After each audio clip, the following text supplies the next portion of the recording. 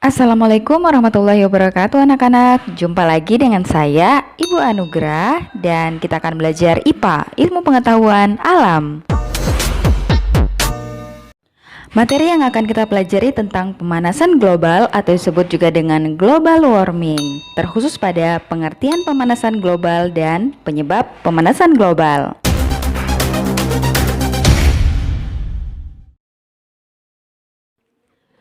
Pernahkah kamu mengamati perubahan musim yang terjadi akhir-akhir ini? Dalam pelajaran IPS, kamu ketahui bahwa bulan Mei hingga September di Indonesia berlangsung musim kemarau, dan bulan Oktober hingga April berlangsung musim penghujan. Akan tetapi, beberapa tahun terakhir ini perubahan musim di negara kita tidak dapat diprediksi lagi.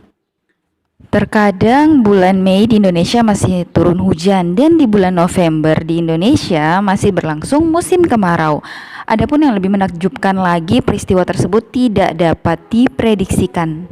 Musim ini tidak hanya terjadi di Indonesia saja, akan tetapi terjadi juga di negara-negara lain di dunia. Pernahkah kalian mendengar berita turunnya salju di Arab?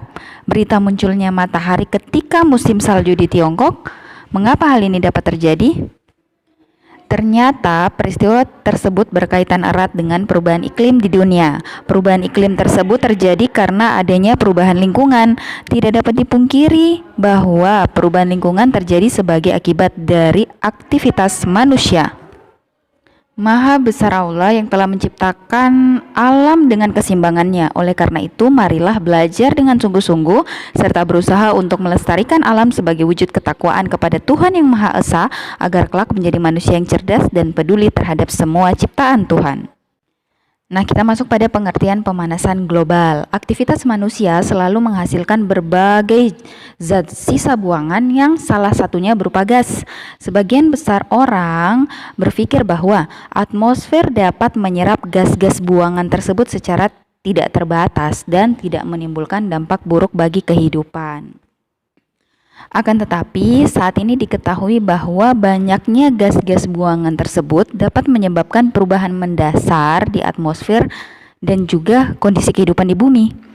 Berbagai aktivitas manusia seperti penggunaan bahan bakar fosil, penebangan dan pembakaran hutan untuk pengalihfungsian menjadi lahan pertanian, pemukiman, dan industri akan menyumbangkan karbon dioksida ke atmosfer dalam jumlah yang banyak.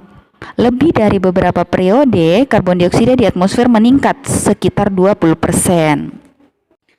Meningkatnya konsentrasi gas-gas rumah kaca seperti karbon dioksida akan mempengaruhi kadar panas di bumi.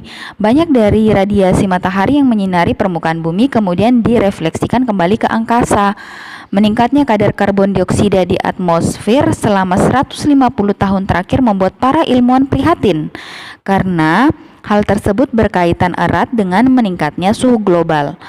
Lebih dari 1 abad, ilmuwan telah mempelajari bagaimana gas-gas rumah kaca menghangatkan bumi dan bagaimana pembakaran bahan bakar fosil berkontribusi terhadap pemanasan suhu bumi. Nah, peningkatan temperatur inilah yang disebut dengan pemanasan global. Jadi pemanasan global adalah istilah yang digunakan untuk menggambarkan peningkatan suhu rata-rata atmosfer bumi dan lautan secara bertahap, serta sebuah perubahan yang diyakini secara permanen mengubah iklim bumi. Nah, kita masuk pada penyebab pemanasan global. Segala bentuk aktivitas manusia selalu berdampak bagi lingkungan, baik itu membawa dampak positif maupun dampak negatif. Begitu pula dengan kondisi atmosfer bumi saat ini yang mengalami perubahan aktivitas manusia. Jadi aktivitas manusia ini mempengaruhi perubahan atau kondisi atmosfer bumi. Pembakaran bahan bakar fosil dan penebangan hutan dapat meningkatkan kadar CO2 di atmosfer. Dikarenakan CO2 atau karbon dioksida adalah salah satu gas rumah kaca, maka meningkatnya kadar karbon dioksida ini akan berkontribusi terjadinya pemanasan global. Oleh karena itu, setiap tahun kadar karbon dioksida di atmosfer terus-menerus meningkat. Beberapa faktor yang menyebabkan terjadinya pemanasan global diantaranya: yang pertama, emisi karbon dioksida yang berasal dari pembakaran bahan bakar fosil sebagai pembangkit tenaga listrik. Yang kedua, emisi karbon dioksida yang berasal dari pembakaran gas olin sebagai bahan bakar alat transportasi. Yang ketiga, emisi metana dari hewan, lahan pertanian, dan dari dasar laut Arktik.